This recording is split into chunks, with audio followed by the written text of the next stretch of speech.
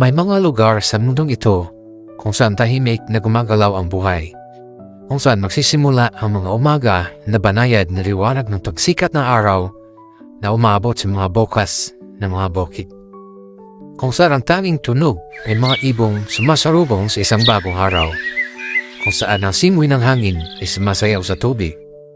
At ang bawat kalsada ay patungo sa mga pamilyar na mukha. Ito ang Nipawa, Manitoba. Sa maliit na bayan sa Prairie, sa kanlurang bahagi ng Canada. Isang lugar kung saan kilala ng mga tao ang kanilang mga kapitbahay. Ang mga pamilya ay bumubuo ng kanya-kanyang henerasyon ng mga alaala at kung saan ang kalikasan ay palaging maganda at iginagalang. Mula sa mataas na lugar, ang tanawin ay nagsasabi ng sariling kwento. Gumugulong na lupang mga sakahan na umaabot patungo sa abot-tanaw. Ang mga payapang landas ng Baporti, mahinahong tubig na nakapalibot sa Lake Erwin. Ang masaganang basang lupa ng Bird Sanctuary, kung saan muunlad ang mga hayop at bawat panahon ay nagpipinta ng iba't ibang ore ng obraw maestra. Lahat ay parang walang katapusan, payapa, hindi nagbabago. Madaling maniwala na ang bukas ay magiging katulad na ngayon, ngunit minsan, pinapaalala sa atin ng kalikasan na walang bagay na manatiling pareho magpakailanman.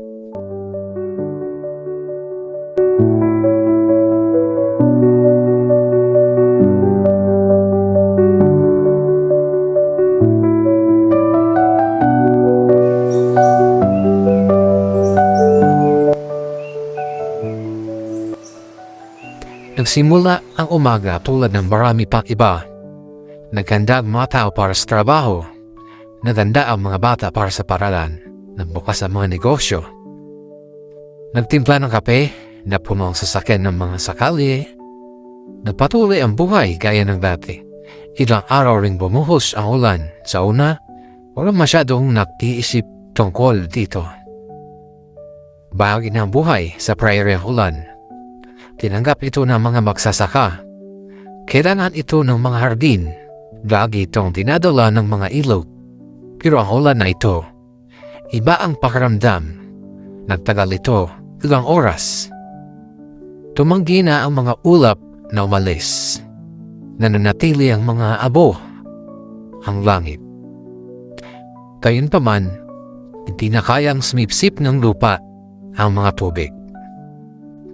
Karamihan ng mga tao ay nagpatuloy sa kanilang mga kagawain dahil iyon ay ginagawa ng mga komunidad tulad ng Nipawa. Patuloy silang sumusulong kahit sa ilalim ng madilim na kalangitan. Pagkatapos, nagsimulang tumunog ang mga telepono. Hindi mula sa mga kaibigan, hindi mula sa mga pamilya, kundi mula sa alerto na emergency, sunod-sunod. Malingaw-ngaw ang mga matalim na alarma sa mga tahanan. Alinsunod sa mga alarma na alert ng plus-plat. Bawat mobile phone ay may pare-parehong babala. Alerto. May pagbaha na emergency. Agad na binago ang mga salita ng mga mod. Natigil ang mga pag-uusap, mapatingin sa mga tao sa labas, isang bagong ulat ng panahon. Ang iba ay nagsuri ng mga lokal na balita. Nagtawagan ang mga kapitbahay. Gaano ba kalala ito? Tumataas ba ang ilog? Mananatiling bukas ba ang mga kalsada? Dapat ba tayong umalis? Walang sinuman ang may alam ng lahat ng sagot. Pero ang alam ng lahat, may seryosong mga nangyayari.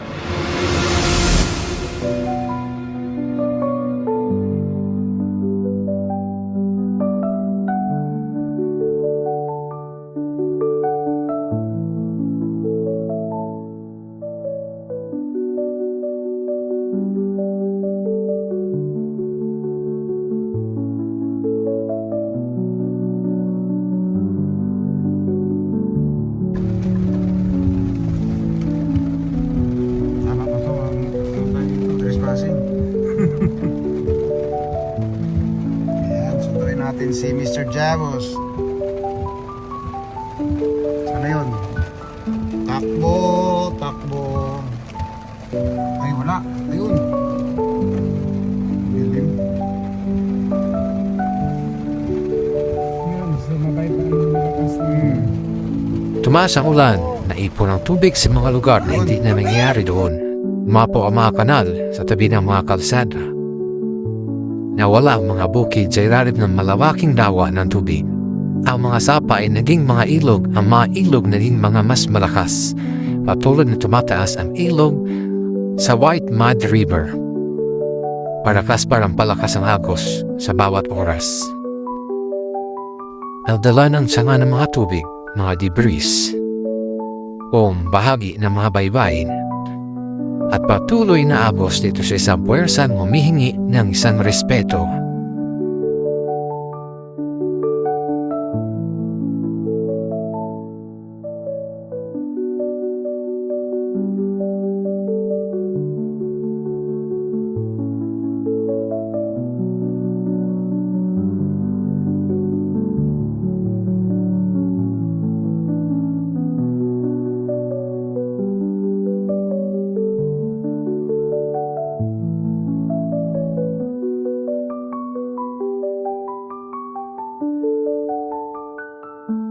Ang mga kalsadang dating tuyo ay naging mga ilog na rin.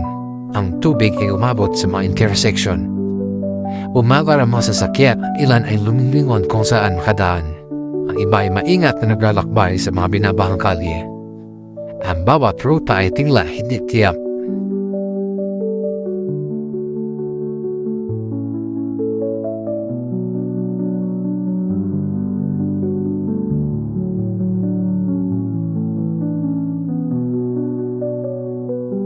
Ang mapayapang bayan ng Prairie ay meron na ngayong nakakakabang katahimikan. Pagkatapos ay dumating ang balitang ilan lamang sa gustong marinig, nagdeklara ang lokal na otoridad ng state of local emergency. Ang sitwasyon ay naging lubhang mapanganib para sa Value-Alain. Lumipat na sa pwesto ang mga may bigat na kadamitan, mahalagang bawat oras. Bawat desisyon ay may bigat. Ang mga nababahang lugar ay kailangan ng unang haramdam ng mga epekto. Riverbend, isang kapitbahayan, pamilyar sa gandahan ng ilog, ngayon ay naharap sa malakas na ilog.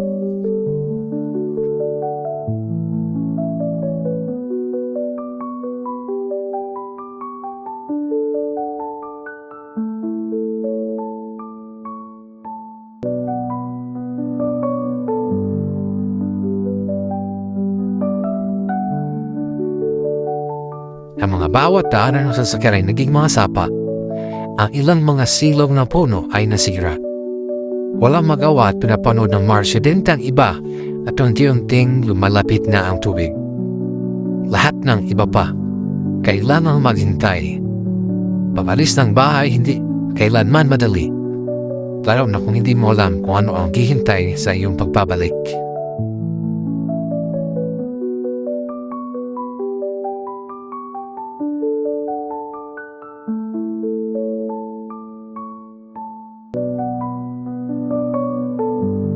Wala ng humpay ang dami ng tubig.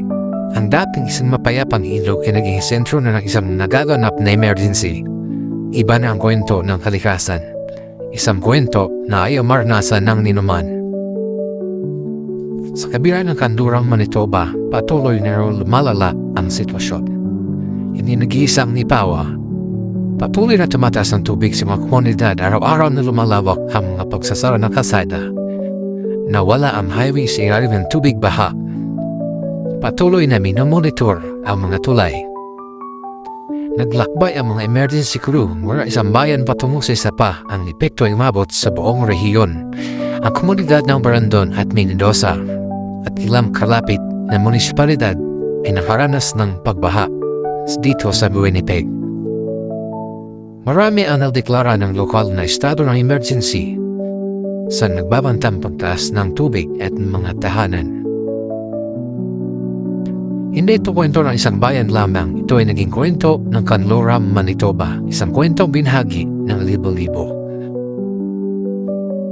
Gayunpaman, sa gitna ng kawalan ng katiyakan, isang bagay lang ang isang kahangahangang lumitaw.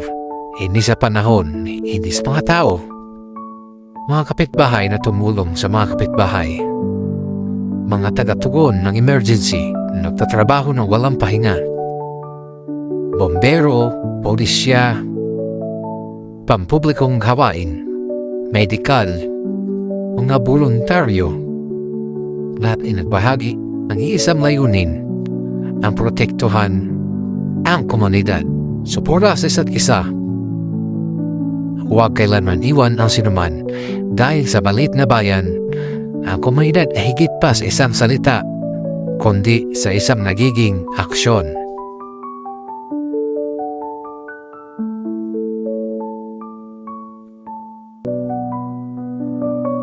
Ang kalikasan ay paraan upang ipaalala sa atin kung gaano tayo kaliit. Walang teknolohiya ang makapigil sa pagbagsak ng ulan. Walang pader ang makagarantiya ng kumpletong proteksyon. Walang hula na perpekto.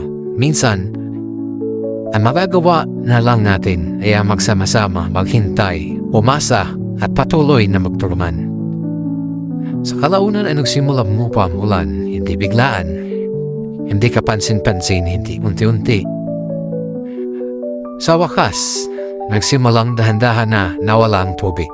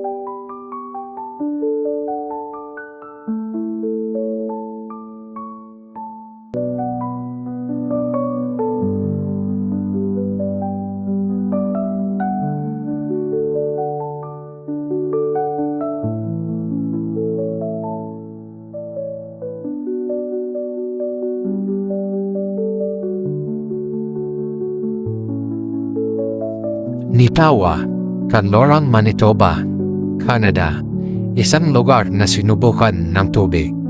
Ngunit pinilakas ng mga tao nito. Salamat sa bawat voluntaryo na tumugon sa emergency, bawat kapitbahay, pamilya. Bawat tao nagsama-sama sa mga mahirap na sandaling iyon na rehiyon. Dahil baguhin ng bawat tanawin, hindi nila kailanman mahugasan ang diwa ng isang komunidad. Kung nakatulong sa iyo ang dokumentaryong ito ay maunawaan ng pangyayari ni Danap kung mayroon ka mang sariling alaala sa mga nagpagbaham nito. Sa lalugod namin maaaring marinig ang iyong kwento sa mga komento sa ibaba. Maaaring isa lang alam ang pag-subscribe upang suportahan ng higit pa mga dokumentaryo na gaya nito na nakaamukha ng kagandahan ng mga hamon, katatagan ng komunidad sa buong Manitoba. Salamat sa panonood at naway lagi kayong maalala pagkatapos ng bawat bagyo, ang pag-asa ay mayroong maiuwi.